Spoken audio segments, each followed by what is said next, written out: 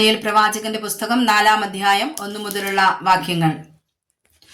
Nebuchadnezzar രാജാവ് സർവ്വഭൂമിയിലും പാർക്കുന്ന സകല വംശങ്ങൾക്കും ജാതികൾക്കും ഭാഷക്കാർക്കും എഴുതുന്നത്: നിങ്ങൾക്ക് ശുഭം വർദ്ധിച്ചു വരട്ടെ. അത്യുന്നതനായ ദൈവം എങ്കൽ പ്രവർത്തിച്ച അടയാളങ്ങളും അത്ഭുതങ്ങളും പ്രസിദ്ധമാക്കുന്നത് നന്നെന്ന് എനിക്ക് തോന്നിയിരിക്കുന്നു. അവന്റെ അടയാളങ്ങൾ എത്ര വലിയവ, അവന്റെ അത്ഭുതങ്ങൾ എത്ര ശ്രേഷ്ഠമായവ. അവന്റെ രാജത്വം എന്നേക്കുമുള്ള രാജത്വവും അവന്റെ ആധിപത്യം തലമുറ തലമുറയായുള്ളതും ആകുന്നു. നെബൂഖദ്നേസർ എന്ന ഞാൻ എന്റെ അരമനയിൽ സ്വൈരമായും എന്റെ രാജധാനിയിൽ സുഖമായും വസിച്ചിരിക്കുമ്പോൾ ഒരു സ്വപ്നം കണ്ടു. അത് നിമിത്തം ഭയപ്പെട്ട് കിടക്കയിൽ വെച്ച് എനിക്കുണ്ടായ നിരൂപണങ്ങളാലും ദർശനങ്ങളാലും വ്യാകുലപ്പെട്ടു. സ്വപ്നത്തിന്റെ അർത്ഥം അറിയിക്കേണ്ടതിന് ബാബേലിലെ സകല വിദ്വാൻമാരെയും എന്റെ മുമ്പിൽ കൊണ്ടുവരുവാൻ ഞാൻ കൽപ്പിച്ചു. അങ്ങനെ മന്ത്രവാദികളും ആഭിചാരകന്മാരും കൽദയരും ശകുനവാദികളും അകത്തു വന്നു. ഞാൻ സ്വപ്നം അവരോട് വിവരിച്ചു പറഞ്ഞു. അവർ അർത്ഥം അറിയിച്ചില്ല താനും. ഒടുവിൽ എന്റെ ദേവന്റെ നാമധേയ പ്രകാരം ബെൽത്ത്ശസ്സർ എന്നു പേരുള്ളവനും വിശുദ്ധ ദേവന്മാരുടെ ആത്മാവുള്ളവനുമായ ദാനിയേൽ എന്റെ മുമ്പിൽ വന്നു. അവനോട് ഞാൻ സ്വപ്നം വിവരിച്ചതെന്തെന്നാൽ: മന്ത്രവാദി ശ്രേഷ്ഠനായ ബെൽത്ത്ശസ്സരെ, വിശുദ്ധ ദേവന്മാരുടെ ആത്മാവ് നിന്നിലുണ്ടെന്നും ഒരു രഹസ്യവും നിനക്ക് വിഷമമല്ലെന്നും ഞാൻ അറിയുന്നത് കൊണ്ട് ഞാൻ കണ്ട സ്വപ്നത്തിന്റെ താല്പര്യവും അർത്ഥവും പറക. കിടക്കയിൽ വെച്ച് എനിക്കുണ്ടായ ദർശനമാവിത്: ഭൂമിയുടെ നടുവിൽ ഞാനൊരു വൃക്ഷം കണ്ടു. അത് ഏറ്റവും ഉയരമുള്ളതായിരുന്നു. ആ വൃക്ഷം വളർന്നു ബലപ്പെട്ടു. അത് ആകാശത്തോളം ഉയരമുള്ളതും സർവ്വഭൂമിയുടെയും അറ്റത്തോളം കാണാകുന്നതും ആയിരുന്നു. അതിന്റെ ഇല ഭംഗിയുള്ളതും ഫലം അനവധിയും ആയിരുന്നു. എല്ലാവർക്കും അതിൽ ആഹാരം ഉണ്ടായിരുന്നു. കാട്ടുമൃഗങ്ങൾ അതിന്റെ കീഴെ തണലിളച്ചു വന്നു. ആകാശത്തിലെ പക്ഷികൾ അതിന്റെ കൊമ്പുകളിൽ വസിച്ചു. സകല ജഡവും അതുകൊണ്ട് ഉപജീവനം കഴിച്ചു പോന്നു. കിടക്കയിൽ വെച്ച് എനിക്കുണ്ടായ ദർശനത്തിൽ ഒരു ദൂതൻ, ഒരു പരിശുദ്ധൻ തന്നെ സ്വർഗത്തിൽ നിന്ന് ഇറങ്ങി വരുന്നത് ഞാൻ കണ്ടു.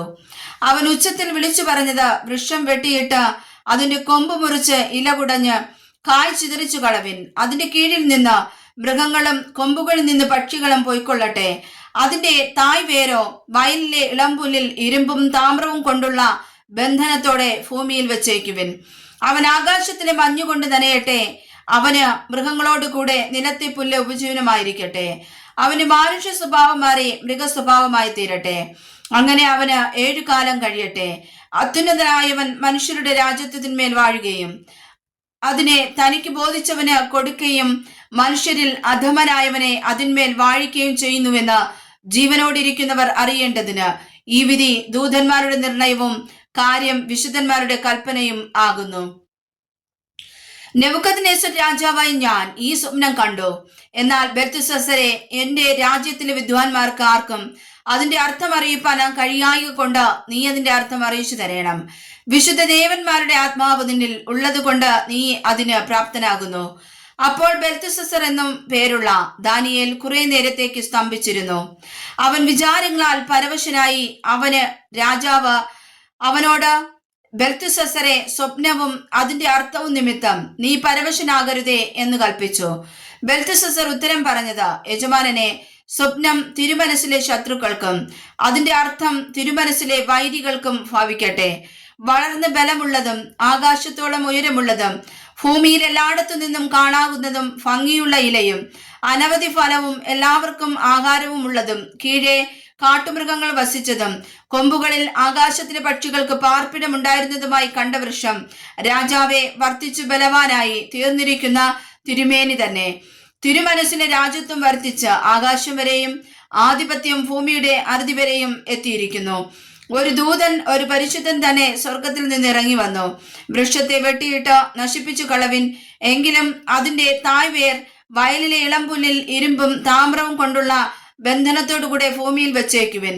അവൻ ആകാശത്തിലെ മഞ്ഞുകൊണ്ട് നനയട്ടെ. അവൻ 7 കാലം കഴിയുന്നത് വരെ അവന്റെ ഉപജീവനം കാട്ടുമൃഗങ്ങളോടുകൂടെ ആയിരിക്കട്ടെ എന്നിങ്ങനെ പറയുന്നത് രാജാവ് കണ്ടുവല്ലോ.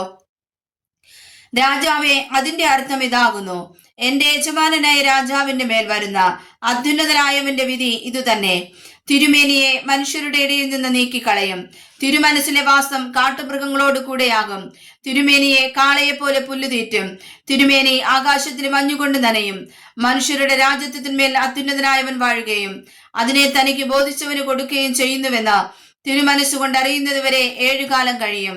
വൃക്ഷത്തിന്റെ തായ്വേർ വെച്ചേക്കുവാൻ അവർ കൽപ്പിച്ചതോ വാഴുന്നത് സ്വർഗമാകുന്നു എന്ന് തിരുമനസ്സുകൊണ്ട് ഗ്രഹിച്ച ശേഷം രാജ്യത്വം തിരുമേനിക്ക് സ്ഥിരമാകും എന്നത്രേ.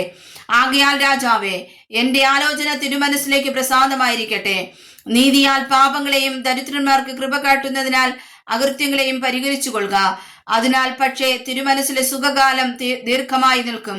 ഇതെല്ലാം നെബൂഖദ്നേസർ രാജാവിന് വന്നു ഭവിച്ചു. 12 മാസം കഴിഞ്ഞിട്ട് അവൻ ബാബേലിലെ രാജമന്ദിരത്തിന്മേൽ ഉലാവിക്കൊണ്ടിരുന്നു. ഇത് ഞാൻ എന്റെ ധനമാഹാത്മ്യത്താൽ എന്റെ പ്രതാപ മഹത്വത്തിനായിട്ട് രാജധാനിയായി പണിത മഗതിയാം ബാബേലല്ലയോ എന്ന് രാജാവ് പറഞ്ഞു തുടങ്ങി. ഈ വാക്ക് രാജാവിന്റെ വായിൽ ഇരിക്കുമ്പോൾ തന്നെ സ്വർഗത്തിൽ നിന്ന് ഒരു ശബ്ദമുണ്ടായതെന്നാൽ, നെബൂഖദ്നേസർ രാജാവെ, നിന്നോട് ഇത് കൽപ്പിക്കുന്നു, രാജ്യത്വം നിന്നെ വിട്ട് നീങ്ങിയിരിക്കുന്നു. നിന്നെ മനുഷ്യരുടെ ഇടയിൽ നിന്ന് നീക്കിക്കളയും. നിന്റെ പാർപ്പ് കാട്ടിലെ മൃഗങ്ങളോട് കൂടെ ആയിരിക്കും. നിന്നെ കാളയെ പോലെ പുല്ലുതീറ്റും. അത്യുന്നതനായവൻ മനുഷ്യരുടെ രാജ്യത്തിന്മേൽ വാഴുകയും അതിനെ തനിക്ക് ബോധിച്ചവന് കൊടുക്കുകയും ചെയ്യുന്നു എന്ന് നീ അറിയുന്നത് വരെ നിനക്ക് 7 കാലം കഴിയും. ഉടൻ തന്നെ ആ വാക്ക് നെബൂഖദ്നേസറിന് നിവൃത്തിയായി. അവനെ മനുഷ്യരുടെ ഇടയിൽ നിന്ന് നീക്കിക്കളഞ്ഞു. അവന്റെ രോമം കഴുകന്റെ തൂവൽ പോലെയും അവന്റെ നഖം പക്ഷിയുടെ നഖം പോലെയും വളരുന്നത് വരെ അവൻ കാള എന്ന പോലെ പുല്ലു തിന്നുകയും അവന്റെ ദേഹം ആകാശത്തിൽ മഞ്ഞുകൊണ്ട് നനയുകയും ചെയ്തു. ആ കാലം കഴിഞ്ഞിട്ട് നെബൂഖദ്നേസർ എന്ന ഞാൻ സ്വർഗത്തിലേക്ക് കണ്ണുയർത്തി. എന്റെ ബുദ്ധിയും എനിക്ക് മടങ്ങി വന്നു. ഞാൻ അത്യുന്നതനായവനെ വാഴ്ത്തി എന്നേക്കും ജീവിച്ചിരിക്കുന്നവനെ സ്മരിച്ച് ബഹുമാനിക്കുകയും ചെയ്തു. അവന്റെ ആധിപത്യം എന്നേക്കുമുള്ള ആധിപത്യവും അവന്റെ രാജ്യത്വം തലമുറ തലമുറയായുള്ളതും അല്ലോ. അവൻ സർവ്വഭൂവാസികളെയും നാസ്തിയായി എണ്ണുന്നു.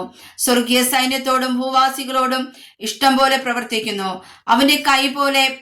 അവന്റെ കൈ തടുപ്പാനോ നീ എന്ത് ചെയ്യുന്നു എന്ന് അവനോട് ചോദിപ്പാനോ ആർക്കും കഴിയുകയില്ല. ആ നേരത്തു തന്നെ എന്റെ ബുദ്ധി മടങ്ങി വന്നു. എന്റെ രാജ്യത്വത്തിന്റെ മഹത്വത്തിനായി എന്റെ മഹിമയും മുഖപ്രകാശവും മടങ്ങി വന്നു. എന്റെ മന്ത്രിമാരും മഹത്തുക്കളും എന്നെ അന്വേഷിച്ചു. ഞാൻ എന്റെ രാജ്യത്വത്തിൽ യഥാസ്ഥാനപ്പെട്ടു. ശ്രേഷ്ഠ മഹത്വം എനിക്ക് അധികമായി വിശുദ്ധിച്ചു. ഇപ്പോൾ നെബൂഖദ്നേസർ എന്ന ഞാൻ സ്വർഗസ്ഥനായ രാജാവിനെ സ്തുതിച്ചു പുകഴ്ത്തി ബഹുമാനിക്കുന്നു. അവന്റെ പ്രവൃത്തികളൊക്കെയും സത്യവും അവന്റെ വഴികൾ ന്യായവും ആകുന്നു. നിഗളിച്ചു നടക്കുന്നവരെ താഴ്ത്തുവാനും അവൻ പ്രാപ്തൻ തന്നെ. വായിച്ചതായ വചനങ്ങളാൽ കർത്താവ് നമ്മേവരെയും സമർത്ഥമായി അനുഗ്രഹിക്കുമാറാകട്ടെ. ആമേൻ.